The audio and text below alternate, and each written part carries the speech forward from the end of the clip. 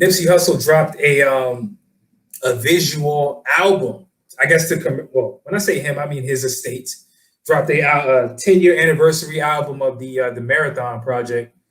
Um, Seemed like a big deal, a big release when the news broke. I haven't gotten to it, but I will. And we talked a little bit before the episode started, but so I know we all haven't heard it, but I do want to say, like, rest in peace to Nipsey Hussle, and I think that besides the actual visual album, I want to get you guys like quick thoughts on like what Nipsey Hussle meant to you, if anything, and then we can go from there. So I guess Q, how would you say Nipsey Hussle impacted your life, if at all? Going back to the whole theme of hustling, you know what I'm saying? Like we talked about how we all each found ways to hustle to get to where we wanted to get to. And Nipsey Hussle, somebody who was in the music industry for a while before he blew up, was like the ultimate hustler. And what I loved about him was on his album Victory Lap, which I really loved even before he passed, and I was bumping before he passed. He was giving people game on how to just become a successful person, not just rapper, not just business person, but just a successful person in general. He was giving so many knowledge tools for people to use. And I think that he finally was starting to show his greatness right before he passed. So that was something that really impacted me. Because I feel like Nipsey Hussle has so much more to offer, and it was kind of like a cruel reminder that nothing is guaranteed, number one, and number two, that cruel reminder of somebody like life being too short, pretty much. I can keep going with Nipsey Hussle, but I'm gonna keep it at that. Nah, I feel you on that. So I guess for me, it was I don't want to be. One thing I hate doing is like being one of these people who start repping for people after they pass. I think it's mad fake when people just gravitate towards like people just because of the clout and the hype behind people's deaths.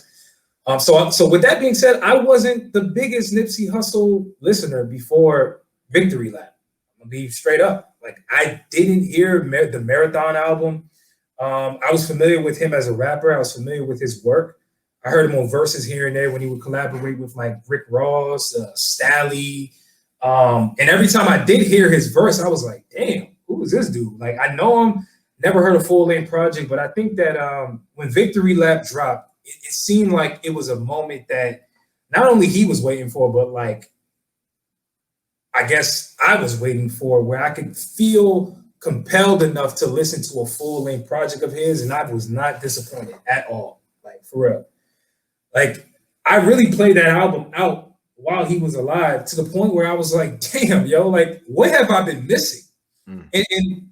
And Q, you said something really pivotal and key, which was the game, the fact of, life is a marathon, the persistence, the hustler mentality. Jordan, you was talking about it earlier about how your grind, going to New York. Like, that's a real thing of eating, living and breathing this hustler mentality. Like, it's not a fad. Like, you either live by this ideology or you don't have it in you, straight up. And not everybody has it in them. So I think for Nipsey Hussle, his ideology, the marathon continues. That's going to be one of those things that's remembered for a long time. It reminds me of Kobe's Mamba mentality. Like, like when you get to a certain status and you have phrases, bro, you are an icon beyond imagine to me. And so I think Nipsey Hussle's imprint in his impact in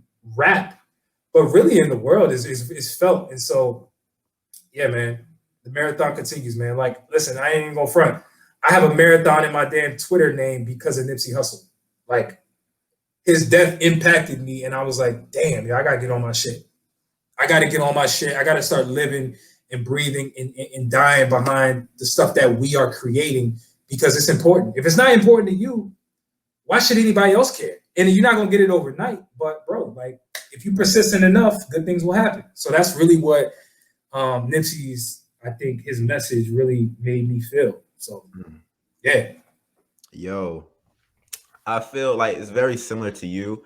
Nipsey, bro, like I was familiar with his music, was listening to Victory Lap, but I wasn't what you would call a fan, right?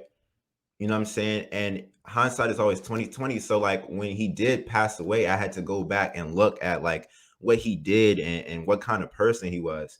And like I really discovered that this man was really like chosen, like on some whole other shit. Like he was really chosen because you hear all these stories. I was just talking about this last night with the homies. You hear all these like needle in a haystack fairy tale stories about somebody like what dropping out of high school, starting music for the first time, and then they make it overnight. And I feel like that's what the mainstream media loves.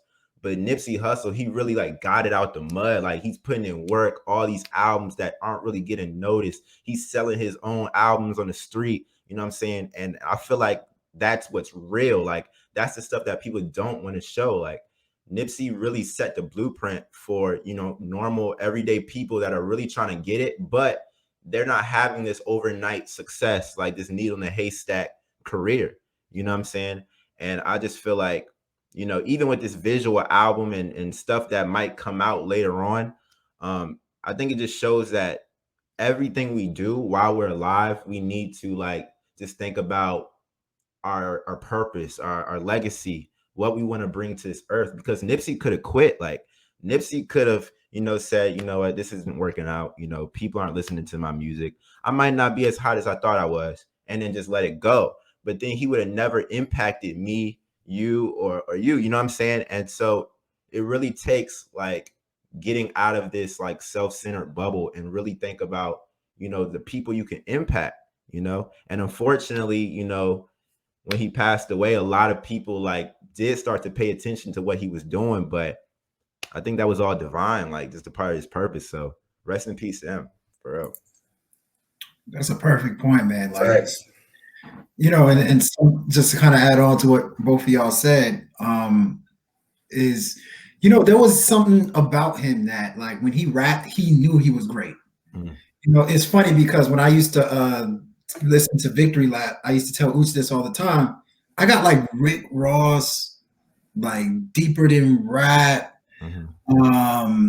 Teflon Don vibes, where, you know what I'm saying, like the beats were like soulful kind of, but like mafia type, and then like the stuff that he's talking about is like, yo, like I know I'm great, like because people forget, like I know Rick Ross gets clowned a lot, you know, but Rick Ross at one point was like that dude, like he was talking about like, you know, being the boss, you know, great. And I thought like Nipsey Hussle, I can tell that he was inspired by Rick Ross a little bit. So that was what initially, before he died, that's kind of what I looked at Victory Lap. That's kind of how I looked at it.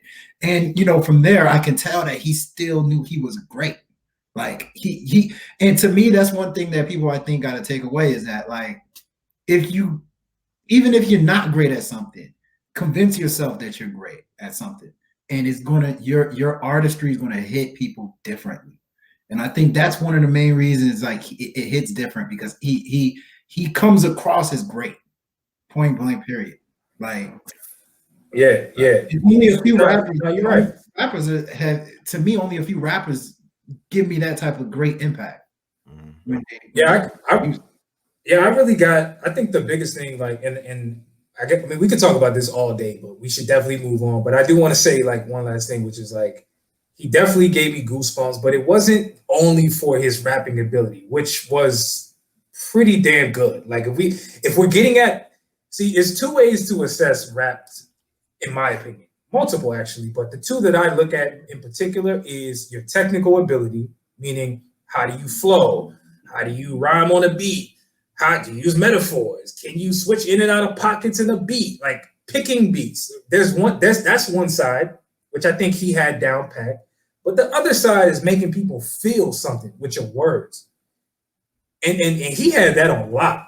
And in a way in which it was not even very superficial. Like some of the things he was saying wasn't even like I know you equated him to like Rick Ross, and I know that's an example, not an exact one, but like to me, Rick Ross was more superficial with his bars. Like a lot of the stuff he talks about is things that you can't really relate to. Nipsey talks about stuff that you can actually relate to. Mhm. You know what I'm saying? And it hits you a little deeper. You know what I'm saying? It kind of pierces. It makes his message more vivid. And so that was the thing that I really took away, and I appreciate from his music overall. So, yeah. So